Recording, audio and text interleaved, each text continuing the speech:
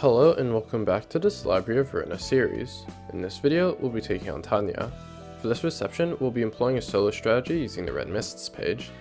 The deck consists of 3 level slash, 3 spear, and 3 upstanding slash. For passives, bring Mio's prowess, Flown Fixer, Health Hauler, and immediate repairs. If you don't have immediate repairs, then Mind Hauler is a perfectly fine substitute. For your tier 1 pages, I like Vampirism and Roll of the Wolf.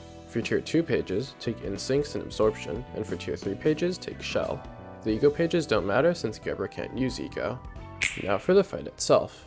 Tanya has 500 HP, 350 stagger, is pierce injured, and has 4 passives. Shimmering, Nuovo Fabric, Hour of the Wolf, which makes it so if there are no targetable enemies, remove untargetable from all enemies and give 2 protection and stagger protection instead, and Time for round 2, which makes it so when she reaches 1 HP, at the start of the next scene, she'll recover all HP and stagger, purge all status elements, and gain 2 in strength and endurance for the rest of the act. Overall, the untargetable removal isn't gonna matter, and by the time you kill Tanya for the first time, you'll be at emo 5 and it'll basically be impossible to lose. Her deck consists of 6 cards. The first one is Overspeed. This page rolls 3-7 block, 3-6 blunt, which sounds quite low, and it is, but if the speed die Overspeed is on as a higher value than the target, all the dice will gain 6 power. If this is targeting a speed die with a higher value, then you can safely ignore it, but if it's targeting a lower speed die value, then you should redirect it with your infinity die using spear if possible. Fisticuffs rolls 4-7, 4-7, 4-7 pierce. The second pierce has an anti-recycling clause, the third die deals 3 bonus damage on hit, and it has a 5-7 block counter die.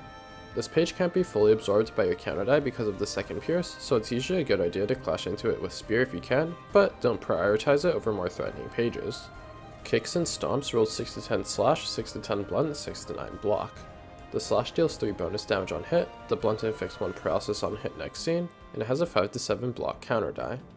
This page is the 3rd highest priority page and should be clashed into by level or upstanding slash. Intimidate rolls 5-7, 5-7 blunt, with both of them giving Tanya 1 strength next scene on hit, and it has a 5-8 block counter die. This is the 2nd highest priority to clash into, but it's trivial to beat, so just don't forget it.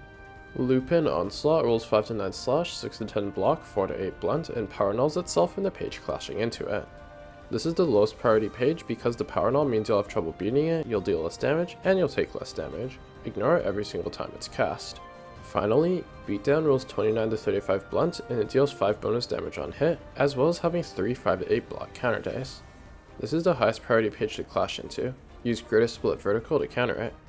Note that you'll need a net 3 power above Tanya for it to be in your favor, and that the page can't get redirected, so make sure you select the right die. This fight is pretty brain off as long as you clash using the priority system and take Shell, you shouldn't have an issue. Once you beat Tanya, you'll get her key and exclusive page as well as a generic combat page. Tanya has 103 HP, 53 stagger, is pierce injured, and has 3 passives, speed 3, Nuovo Fabric, and Guts. Upon taking a lethal blow, nullify the damage and immediately recover 100 HP. At the end of that scene, fully restore stagger resistance. This only triggers once per reception. This passive is just fine. For a non-solo play, it's unlikely to trigger and she doesn't come with a power booster, so I'm not too fond of her page overall. Attributing Guts is also pretty painful since it costs 8 points. Her exclusive page, Beatdown, is also pretty mediocre. It's a 5 cost rolling 18-37 blunt, and on clash win, all dice on the target's page lose 5 power. This is a 5 cost with a single die, and while you'll be reducing the power of the rest of the target's dice by 5, I'd rather spend my 5 light to get an incredible page rather than just a single die. Overspeed isn't much better. This 5 cost rolls 3-7 block, 3-6 blunt. Both the blunt dice give 1 haste on hit next scene, and on use, all the dice gain 6 power if its speed value is higher than the target's. While this rolls 9-13, 9-12, 9-12 when empowered, there'll be times where it doesn't work out that way, and even when empowered, its rolls are just fine for the light cost, so I'd rather use other bomb pages like True Dragon Formation or even Emotional Turbulence. When building Tanya, there is no direction given with the passives, and her exclusive page is pretty mediocre, so just build whatever you like. I guess you could build her like a tank with damage reduction passives and defensive dice to maximize her passive, but that seems pretty mediocre. In the next video, we'll be finding the next member of the ensemble, Jaehyun. I'll see you soon, and as always, thank you for watching.